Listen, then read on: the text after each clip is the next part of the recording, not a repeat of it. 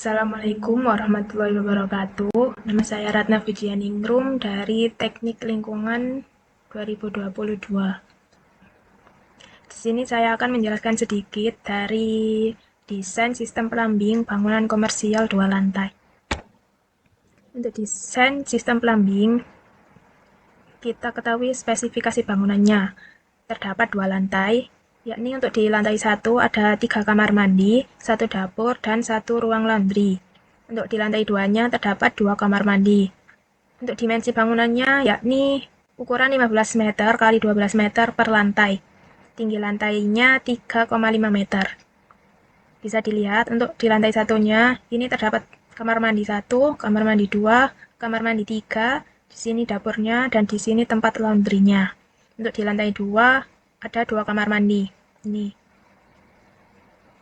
bisa dilihat untuk gambar garis warna biru ini adalah sistem plumbing pipa untuk saluran air bersihnya. Jadi yang warna biru ini untuk saluran air bersihnya. Kemudian yang warna merah ini, untuk warna merah ini sistem plumbing pipa untuk air kotor. Jadi pipa air kotornya yang warna merah ini di dapur, di laundry, untuk di lantai 2-nya juga di kamar mandi. Kemudian yang warna kuning ini pipa ventilasinya. Ada di lantai 1 dan ada di lantai 2. Dan untuk drainase air hujannya terdapat di lantai 2 aja. Ini yang warna hijau. Selanjutnya kita perlu menghitung kebutuhan air harian. Jadi perhitungan air harian kita berdasarkan standar SNI. Ada kamar mandi yang jumlahnya ada 5 per hari. Untuk satu kamar mandinya itu 200 liter per hari. Jadi kalau ada 5 kamar mandi jadi total per harinya 1000 liter. Untuk dapurnya ada 1 per harinya 300 liter per hari. Dan untuk laundrynya juga ada 1. Kebutuhan per unitnya ada 400 liter per hari.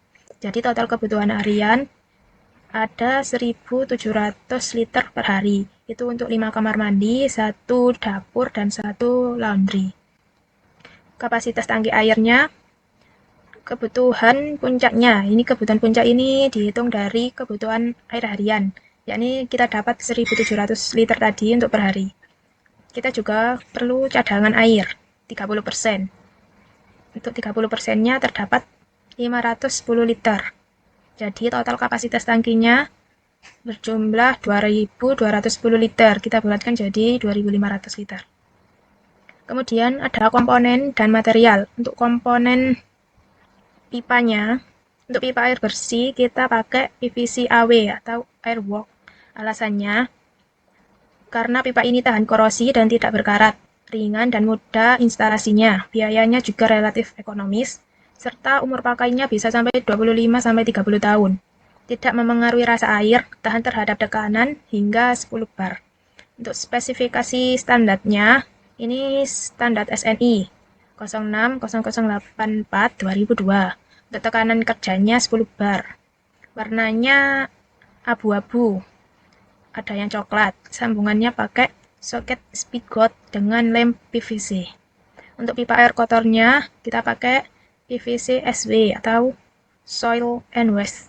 Alasannya karena permukaan halus mengurangi penjumbatan, tahan terhadap bahan kimia dan dan limbah. Sambungan rapat dengan rubbering, mudah membersihkan dan maintenance, tahan terhadap temperatur limbah domestik. Untuk spesifikasinya standar SNI, tipenya heavy duty untuk aplikasi komersial. Sambungannya soket spigot dengan rubbering, warnanya orange atau abu. Kemudian untuk pipa air panasnya, ini pakai PPR.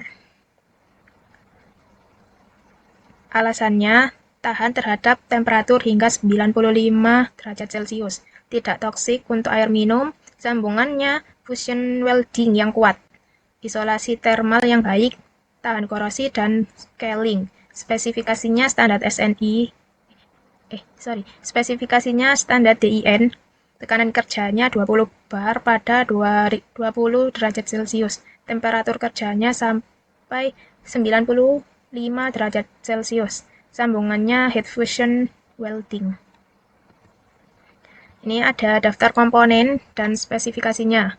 Dari sistem air bersihnya, komponennya ada pipa PVC, pipa PPR, fitting elbow, valve, dan check valve, pressure reading valve, water meter. Di sini bisa dilihat untuk spesifikasinya, jumlahnya juga udah tercantum sama merek dari pipanya atau komponen yang lain. Untuk komponen dari sistem air kotornya hampir sama. Ini ada beberapa komponen. Spesifikasinya juga sudah lengkap, jumlah dan merek standarnya. Untuk sistem ventilasinya, ini ada beberapa pipa PVC, fan cap, air admittance valve. Peralatan utamanya ada komponen pompa, pressure tank, tangki air, float switch, pressure switch. Untuk aksesorisnya ada water closet, wastafel, keran, shower, kitchen sink, keran dapur, laundry sink. Ini spesifikasinya juga sudah ada lengkap dengan jumlah dan mereknya. Kemudian aspek lingkungan dan keberlanjutannya. Konsep sistem greywater recycling. Definisi greywater yaitu air limbah dari wastafel, shower, dan laundry, tidak termasuk air toilet, karena itu black water. Kandungan kontaminan relatif rendah, dapat diolah untuk penggunaan non-potable. Desain sistem greywater recycling ini ada komponen utamanya yakni tangki pengumpul greywater 1000 liter. Materialnya fiberglass food grade, dilengkapi dengan saringan kasar, pompa sirkulasi untuk mencegah stagnasi. Kemudian yang nomor 2, sistem filtrasi bertingkat. Pakai pre-filter, yaitu saringan pasir kasar, biofilter, media biologis untuk dekomposisi organik. Ada juga fan filter, ini karbon aktif dari pasir halus, UV sterilizer, disinfeksi dengan sinar ultraviolet. Yang ketiga ada tangki penyimpanan air olahan, kapasitasnya ada 800 liter. Materialnya HDPE food grade, sistem kontrol otomatis, indikator kualitas air. Untuk routing sistemnya, kita dari greywater, kemudian menuju ke tangki pengumpul. Dari tangki penumpul, difilter, kemudian menuju filternya ada 3, dari pre-filter, biofilter, fan filter, kemudian disterilirkan melalui UV sterilizer, kemudian menuju tangki penyimpanan, yang terakhir didistribusi untuk flushing toilet, masuk ke flushing toilet. Ada komponen tambahannya, yakni first flush diverter, membuang air hujan awal yang kotor. Yang kedua, tangki penyimpanan, kapasitasnya 3000 liter untuk air hujan. Yang ketiga, sistem filtrasi, saringan sedimen dan karbon aktif. Yang keempat, pompa distribusi untuk suplai ke toilet dan irigasi. Untuk manfaat lingkungan dan konservasi air. Untuk penghematan air.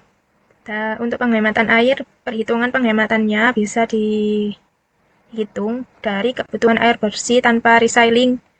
Itu ada 1700 liter per hari.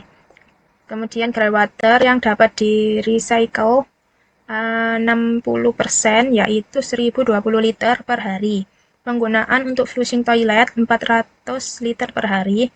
Net penghematan air bersihnya 400 liter per hari atau 23,5%. Untuk penghematan tahunannya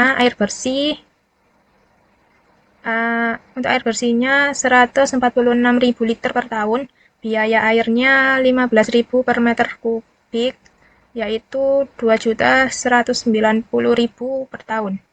Pengurangan beban septic tanknya 30%.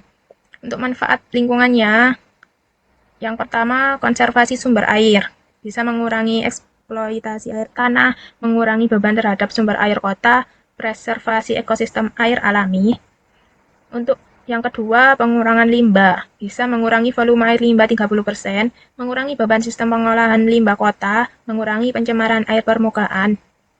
Yang ketiga, efisiensi energi. Mengurangi energi untuk pengolahan air bersih, mengurangi energi untuk pengolahan limbah, sistem pompa yang lebih efisien.